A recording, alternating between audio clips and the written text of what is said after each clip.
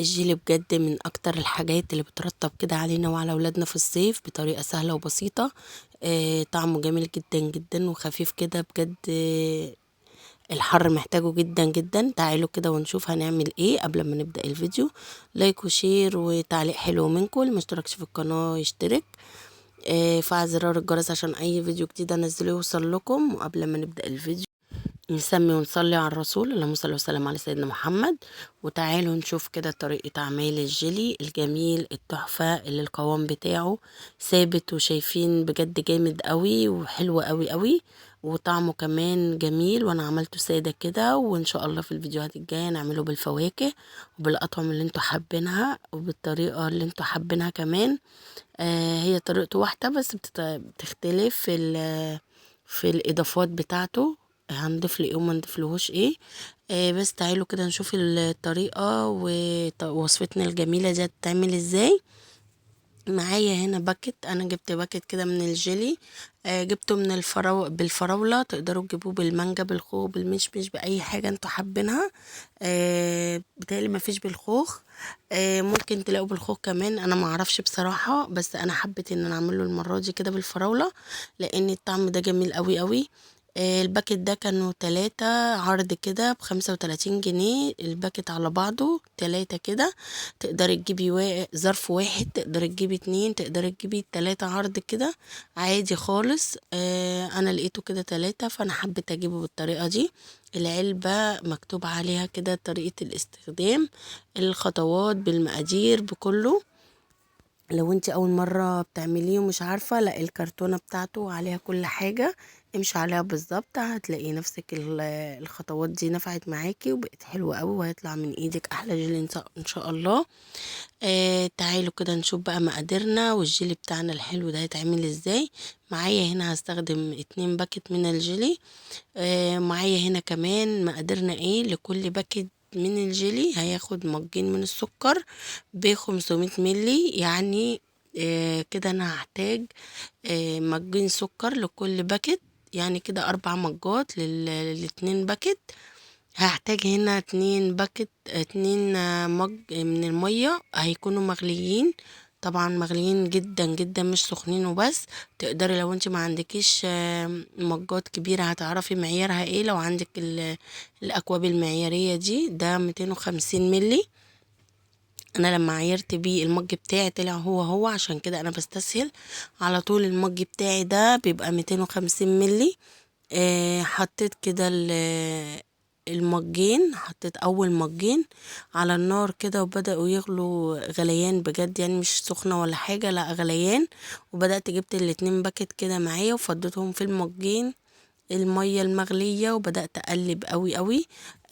ما تسيبوش ايديكم من التقليب، يفضل ان انتوا تقلبوا لو في حاجة جرانيت زي كده بتعملوا فيها او تيفال، نقلب بمضرب من بعيد لبعيد او معلقة علشان ما تجرحش معانا الحاجة اللي احنا بنعمل فيها.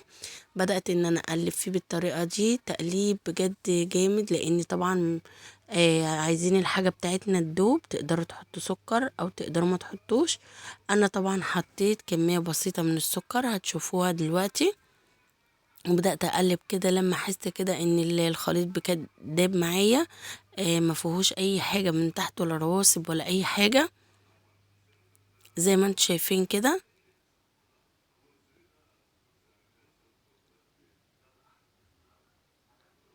بس كده تمام قوي. مش هقلب فيه تاني كده خلاص. هبتدي بقى احط كده السكر بتاعي، ما حبيتش احط كتير، هما معلقتين بس. آه ومش حابه تحطي كمان بيبقى احلى. بس كده. هبتدي بقى اقلب السكر حلو قوي كده. هيبقى فيه فاضل معانا قد ايه ميه كده، هيبقى معانا باقي مجين من الميه. هجيبهم متلجين بقى من الفريزر، متلجين قوي مش ساقعينه بس. حطيت كده اول مج وبدأت ان انا احط تاني مج معايا كده. يبقى كده مجموع المجات الميه، حطيت 4 مجات من الميه، 4 كوبايات ب250 ملي. يعني كده يعتبر لتر معايا من المية سخنة على ساقع. عملت بيهم 2 باكت من جيلي الفراولة زي ما انتوا شايفين. وهبتدي بقى اصب في اي حاجة انا عايزاها. عندك طبعا الكوبايات الصغيرة المشرشرة دي بتاعت الاطفال، عندك الحاجات الجميلة اللي زي كده. بجد اي حاجة عندك اطباق صغننة عادية خالص اللي هي طقم الخشاف ده، اي حاجة. لو مش عندك برضو الحاجات دي انا هقولك تعملي ايه. بجد بص ما تصعبيش على نفسك اي حاجة، اي حاجة معاكي في البيت هتمشي. بدأت ان انا اصبه كده في البولات الجميلة دي، طعمها شكلها بجد بيبقى جميل قوي في البولات دي. شكله والكمية بتاعته بتبقى حلوة، لا هي كتيرة ولا هي قليلة قوي. طبعا لو اتبقى معايا هعمل ايه من الخليط بتاع الجل ده؟ آه جبت معايا هنا صينية الكب كيك، وهبتدي ايوه هعمل في صينيه الكب كيك ما فيهاش اي مشكله. بس هنا انا غلطت غلطه هقول لكم عليه بعدين. جبت هنا بقيه الجيلي بتاعي وحطيته كده في صينيه الكب كيك، وهبتدي برضو ادخله في التلاجة. آه المدة بتاعت الجيلي بصراحة طبعا انا عشان عاملة مقدار المية كامل فهياخد وقت شوية معايا. انا طبعا كنت عايزاه الصبح فانا عملته من بالليل وخليته في التلاجة. بصوا لما طلعته من التلاجة القوام بتاعه عامل ازاي. لكن بصراحة 4 ساعات او كده لا بيبقى قوامه خفيف، لان انا عاملة مقدار المية كامل. تقدري لو انت مستعجلة عليه تعملي نص مقدار المية، هيجمد معاكي بسرعة. لو انت مستعجلة عندك مناسبة عندك ضيوف جايالك تقدري تستخدمي نص كمية المية بس هتلاقيه جمد معاكي في وقت قليل. لكن انا عشان مش مستعجلة عليه بصراحة عملته من بالليل واستعملناه بعد كده كلناه تاني يوم الصبح. فعادي خالص، شايفين القوام بتاعه متماسك جدا مش بيسيح يعني بيقعد فترة. هو متماسك كده ما شاء الله. طعمه كان بجد طعمه خيال كده وبيرطب على القلب في الحر ده. يا ريت تجربوا، لو محدش جرب الوصفة دي يا ريت تجربوها بجد هتعجبكم. شايفين متماسك ازاي ما شاء الله. انا يعني بدوس على المعلقة كده عشان تطلع معايا الجيلي. بصوا بقى الغلطة اللي انا حصلت معايا، المفروض ان احنا لو احنا هنقلب الحاجة يعني بصوا القوالب اللي انا كنت حاطه فيها الحاجات دي انا طبعا مش هقلبها هتتاكل على طول.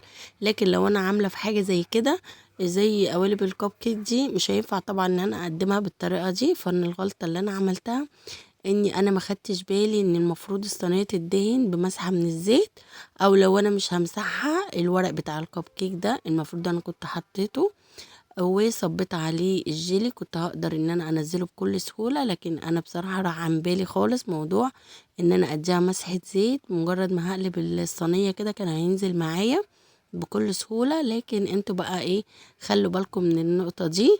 ما تحاولوش تحطوا في صينية او في اي حاجة من غير ما تدهنوها بمسحة زيت زي ما قلت لكم. بس ما جراش حاجة، وطبعا هيتاكل مش هيقول لأ حتى لو شكليا طالع متبهدل زي ما انتم شايفين. بس بصراحة طعمه كان جميل فكفيل ان يغطي على شكله. انا طبعا مش مبطلة اكل فيه لان بجد طعمه رطب قوي. ويا ريت لو عجبكم الفيديو ما تنسونيش في لايك وشير، واشوفكم على فيديو جديد ان شاء الله.